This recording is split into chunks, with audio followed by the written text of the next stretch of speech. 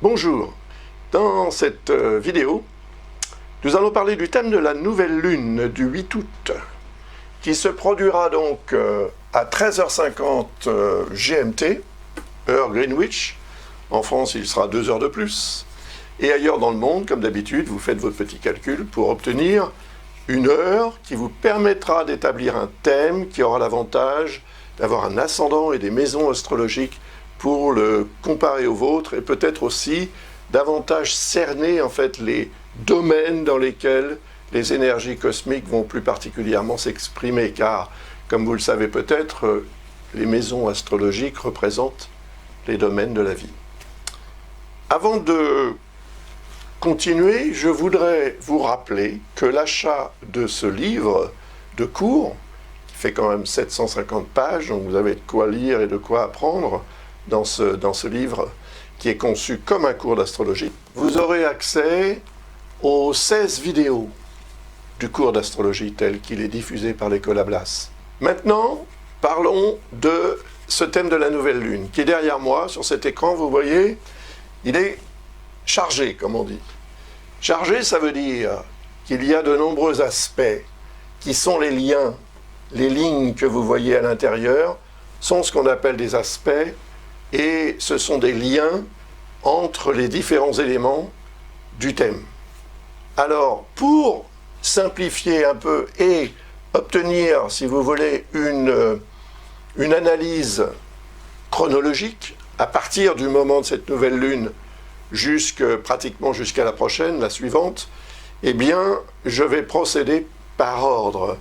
Donc, dans un premier temps, nous allons voir ce qu'il en est des aspects qui concernent et qui impliquent cette conjonction Soleil-Lune, qui est évidemment l'effet nouvelle Lune. La Lune passe devant le Soleil, donc elle devient invisible, vu que la lumière solaire est beaucoup plus intense que la lumière de la Lune, qui n'en a pas de lumière, qui n'en a uniquement que par l'éclairage solaire. Donc voici les aspects qui seront donc produits entre la Lune et les autres éléments du thème. Nous avons ici les lignes pointillées qui, elles, représentent des aspects mitigés. C'est-à-dire qu'on peut considérer qu'il s'agit d'un aspect, mais c'est limite quand même. Donc ils sont plus faibles. Donc on en a ici un avec le nœud lunaire nord, un autre avec Pluton et un autre avec Jupiter.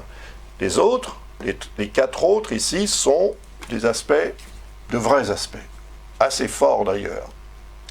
Alors on va d'abord parler évidemment de l'opposition de Saturne, qui va jouer un rôle, parce que Saturne représente les blocages, les restrictions. Donc tout ce qui peut être gênant pour aller de l'avant, sachant que la nouvelle lune est un moment où, en principe, on s'engage on peut décider de s'engager dans un nouveau cycle, en fait. C'est un nouveau cycle, le moment de la nouvelle lune, qui va durer jusqu'à la prochaine nouvelle lune, et qui intègre tout un tas d'éléments, tout un tas de, comment dirais-je, toutes sortes d'influences cosmiques qui vont entrer en ligne de compte pendant cette période. Donc, ce blocage de Saturne représente quelque chose dont il va falloir évidemment tenir compte. C'est évident. Saturne représente l'éminence grise. C'est le maître d'école qui impose les devoirs et qui attend que ces devoirs soient faits correctement, sinon sanction. Donc cette opposition est quelque chose qui peut entrer en conflit avec ce que l'on désirera faire, obtenir au cours de cette période. Nous allons le voir tout à l'heure, car le 9 août, le lendemain, c'est Mercure qui sera concerné par cette même opposition. Et Mercure représente le besoin de communiquer, et la communication, c'est les déplacements, c'est les relations humaines en général, qui risquent d'être quand même relativement dépendante de l'énergie de Saturne.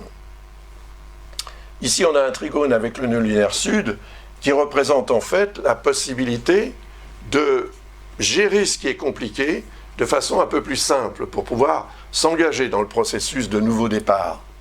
Là, on a un quinconce avec Pluton qui représente ce que l'on va devoir quand même accepter, plus ou moins de remettre en question. C'est tout ce qui peut nous être important et utile sur le plan personnel et d'une façon peut-être un peu plus large également. Donc ce nouveau départ, ce nouveau cycle, cette nouvelle lune, va aussi beaucoup dépendre de ce qu'on en est capable de sacrifier en quelque sorte pour promouvoir ce nouveau départ. Et puis on a une autre opposition avec Jupiter qui est un petit peu plus faible, sachant que Jupiter, Saturne et Pluton ainsi que Neptune sont rétrogrades. Ces astres sont un petit peu mis en stand-by, donc leur énergie également. L'énergie de Jupiter, c'est l'énergie d'évolution, d'expansion, d'amélioration. Elle semble être plutôt une source d'exagération quand il y a une opposition, l'exagération du besoin en fait de vivre ce nouveau départ en quelque sorte, c'est-à-dire de s'engager dans ce nouveau cycle avec autant d'optimisme et d'enthousiasme que possible. Mais il y a Saturne qui veille, ce qui veut dire que l'enthousiasme ne sera pas suffisant, car Saturne peut empêcher ou gêner l'expression de cet enthousiasme ou produire des erreurs issues de cet enthousiasme. Donc il faudra évidemment faire preuve de vigilance et de tempérance. Il y a un quinconce avec Neptune. Le quinconce est un angle d'environ 150 degrés qui sépare les éléments autour du thème, et c'est un aspect d'ambiguïté. Neptune représente ce qu'on imagine, ce qu'on croit, ce dont on rêve, etc. Et il semble y avoir un décalage, en fait, entre le démarrage de ce nouveau cycle et ce que l'on en espère, ce que l'on en souhaite. Ensuite, on voit un trigone, c'est-à-dire un lien plutôt bénéfique avec Chiron, qui représente les questions de santé, ce qui peut indiquer effectivement un nouveau départ pour les uns et les autres à différents niveaux, en ce qui concerne l'état de santé de leur vie, leur état de santé personnel ou l'état de santé de leurs affaires dans tel ou tel domaine. Ça représente, si vous voulez, un potentiel d'évolution et d'entrer dans une nouvelle façon de fonctionner pour améliorer les questions de santé en général. C'est la santé physique, c'est la santé psychologique, c'est la santé émotionnelle, c'est la santé sentimentale, enfin, c'est la santé au sens large du terme. Et puis on a une dissonance quand même avec Uranus, qui représente le changement, les changements qu'on souhaite. C'est aussi synonyme de liberté, d'indépendance, d'autonomie, etc., qui semble être compromise par l'effet de Saturne quand même, qui est opposé à cette configuration ici, à cette conjonction Soleil-Lune.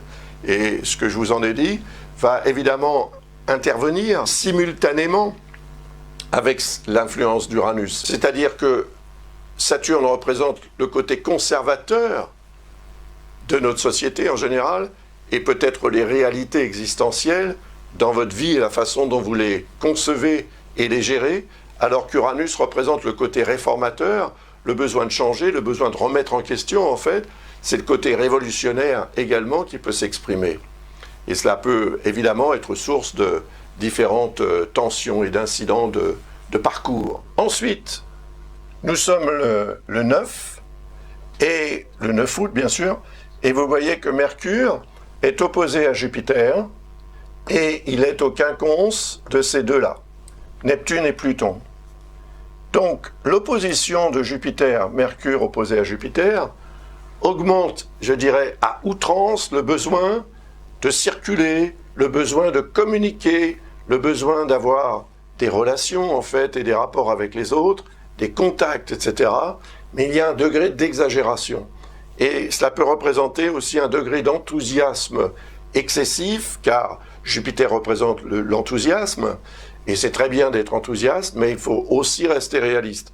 Sachant que Saturne n'est pas très loin, que Jupiter, Saturne, Pluton et Neptune sont en rétrograde, ainsi que Chiron, pour l'instant, si vous voulez, rétrogradation ne permet pas aux astres d'être aussi virulents qu'ils le seraient s'il n'y avait pas de rétrogradation. C'est-à-dire si ces astres étaient, comme on dit, en mouvement direct. Évidemment, le phénomène de rétrogradation n'est que, entre guillemets, une aberration d'optique de notre point de vue sur Terre.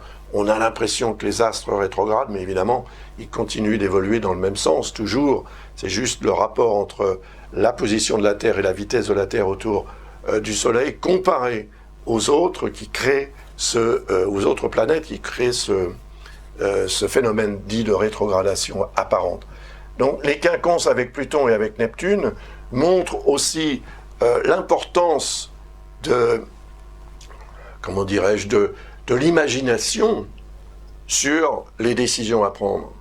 Et Pluton représente aussi l'importance du sacrifice à faire pour que finalement les rêves puissent se réaliser éventuellement. Mais ce ne sera pas simple parce que le quinconce représente plutôt une tendance à remettre au lendemain au lieu de faire ce qu'il y aura à faire, de dire ou de prendre position le jour même.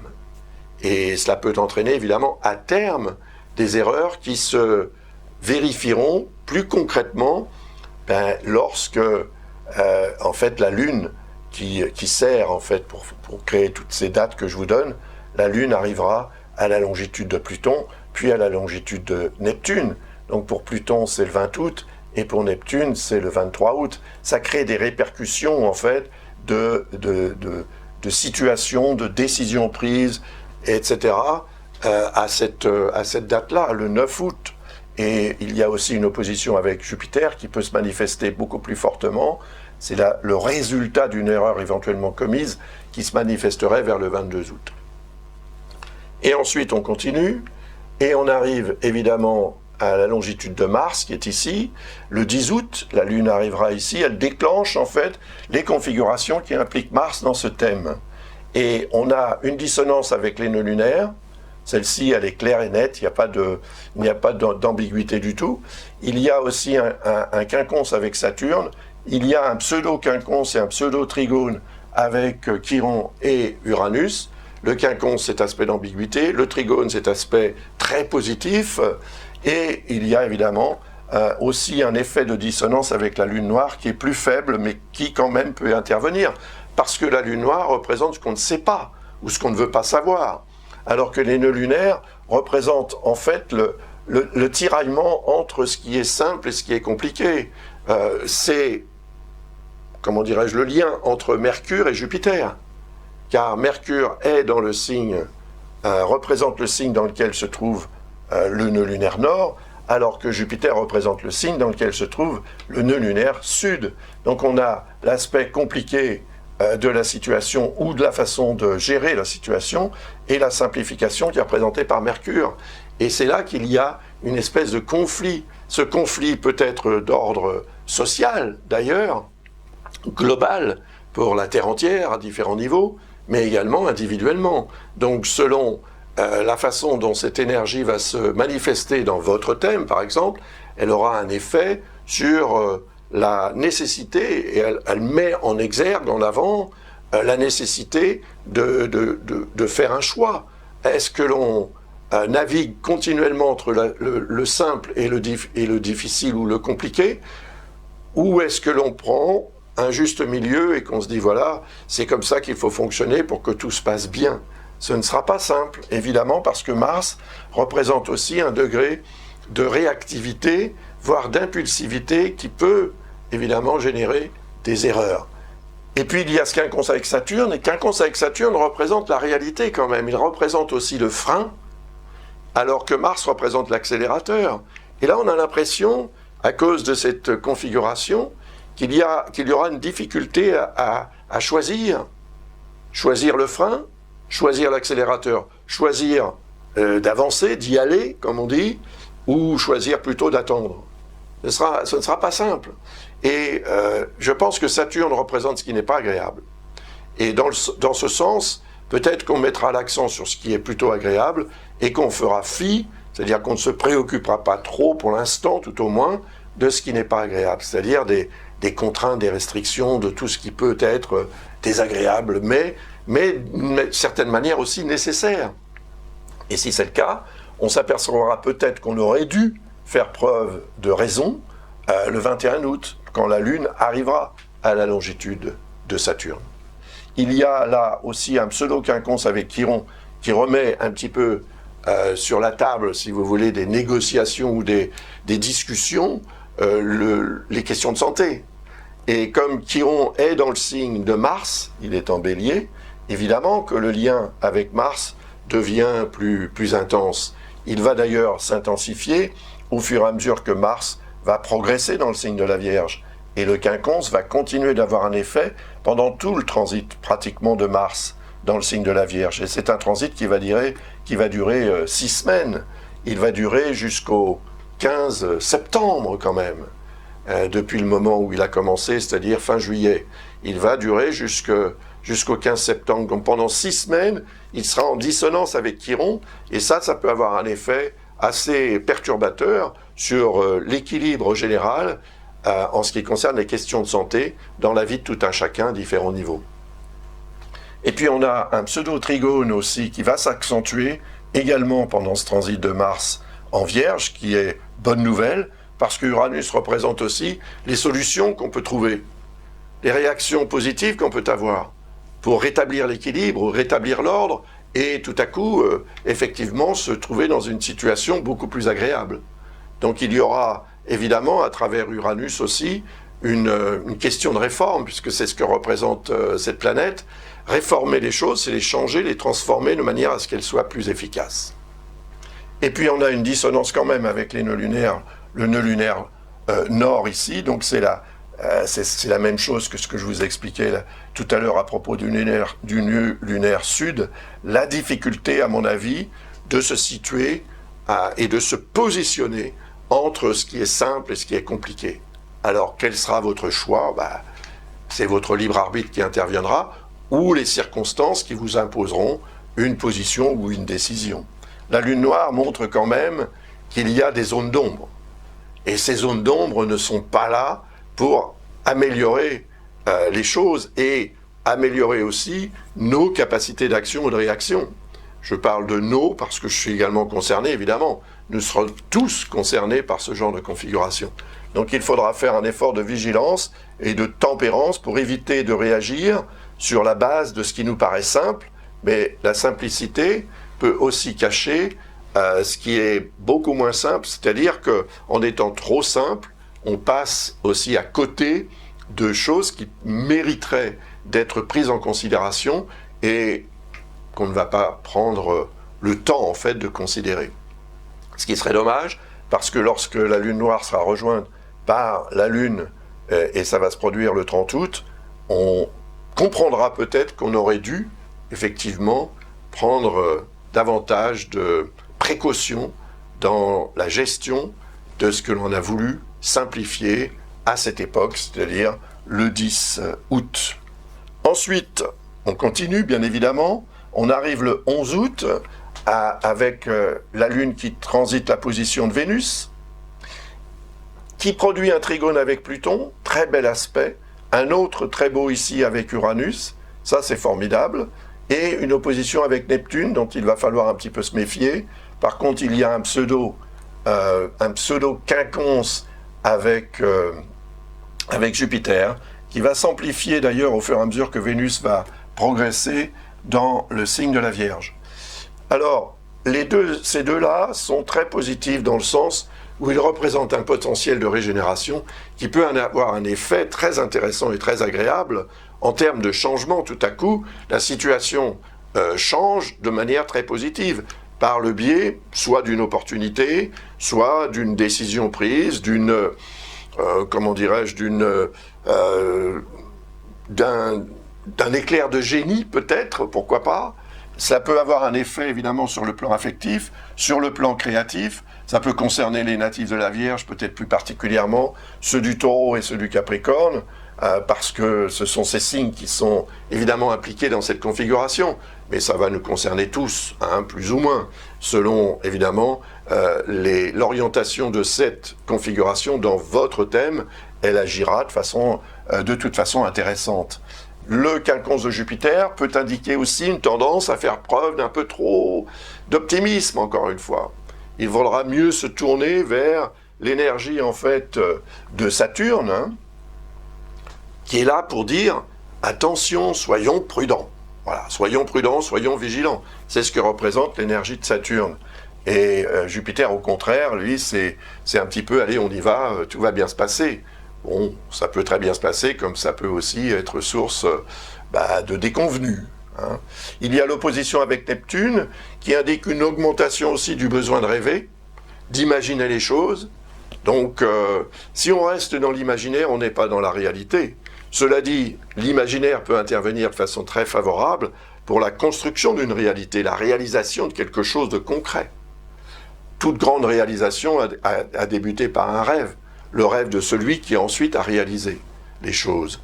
Donc il y aura là un travail à faire aussi pour rester, je dirais, un peu dans le juste milieu. On peut être dans le rêve, effectivement, dans l'imaginaire d'une belle relation sentimentale, par exemple, mais s'il n'y a rien de fait pour que cette relation sentimentale se réalise concrètement, eh bien, ça reste dans le rêve. Et le jour où on va se réveiller, et ce sera peut-être vers le 23 août, quand la Lune arrivera à la longitude de Neptune, on risque d'être un petit peu déçu. Voilà. Ensuite, la Lune va arriver à la longitude de Vesta le 12 août. Très beaux aspects avec la Lune noire, avec les nœuds lunaires, les deux. Très bel aspect aussi avec Saturne. Il y a une opposition avec Chiron, et il y a un phénomène de quinconce avec Uranus. Les beaux aspects sont là pour dire, étant donné que Vesta, pour moi, est dans son signe, elle représente l'harmonie, l'équilibre et le bien-être qui en découlent. Ce bien-être semble être favorisé. C'est une période propice pour, dans la compréhension de ce qui est compliqué et de la simplification de ce qui est compliqué, parvenir à comprendre aussi ce qui n'est pas forcément visible, ce qui est caché même. Donc ces fameuses zones d'ombre que représente la Lune noire, tout à coup servent pour améliorer le potentiel d'harmonisation, et ce de façon concrète, parce que Saturne est en harmonie avec Vesta. Et Saturne représente évidemment tout ce qui revêt un caractère concret, rationnel, réaliste, voilà. Donc c'est un astre qui peut être très favorable à quelque chose qui va ensuite potentiellement avoir des répercussions à long terme. Cela dit, il y a cette opposition avec Chiron, qui encore une fois remet sur la table des négociations, si je puis dire, les questions de santé. Donc ce sont les questions de santé, encore une fois, au sens large du terme. Voyez ce que ça peut représenter pour vous, selon votre situation, hein, parce que la santé, ça n'est pas que la santé physique, encore une fois. Il y a un quinconce avec Uranus qui indique peut-être un besoin, voire même un savoir. On sait ce qu'il faut changer, mais on se dit, on attendra plus tard, peut-être après les vacances par exemple, on verra ça. Mais lorsqu'Uranus sera rejoint par le transit de la Lune, le 29 août, on peut se rendre compte à ce moment-là qu'on aurait dû peut-être prendre position plus rapidement, plus spontanément. Ensuite, on continue bien sûr, et on arrive le 16 août, la Lune arrive à la longitude du nœud lunaire sud, qui est en harmonie avec Saturne, qui peut indiquer un potentiel de compréhension des choses quand même, qui s'affirme. Il y a un lien harmonique aussi avec cette nouvelle Lune, en fait plutôt avec le Soleil qui sera toujours dans les parages, puisque la Lune sera ici, mais ça veut dire qu'il y aura un lien positif entre le Soleil et la Lune, ce qui peut être évidemment aussi une source d'amélioration potentielle de la situation, par la compréhension de ce qui est compliqué. Vous voyez, c'est ce qui est compliqué représenté par le nœud sud. Et ça représente aussi ce de quoi on doit se détacher en quelque sorte. Bon, on arrête, ça c'est trop compliqué, et on se tourne vers quelque chose de plus simple, ce qui ne veut pas dire de moins difficile, mais de plus simple à comprendre et ensuite à réaliser. Il y a un lien très bénéfique avec Chiron qui semble aller dans le sens d'une amélioration des questions de santé en général. Alors encore une fois, c'est la santé en général.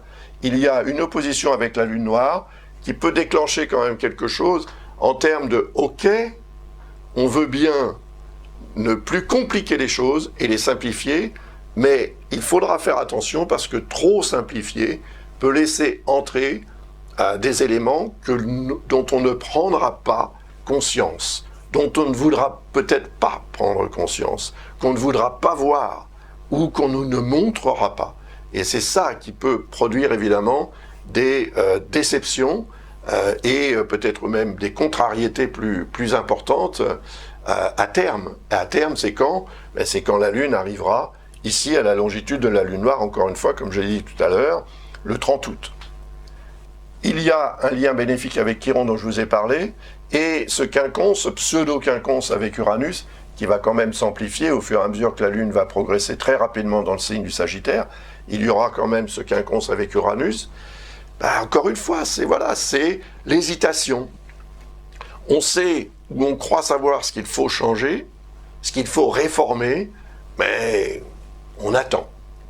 On se dit, on verra plus tard. On a cette tendance quand même.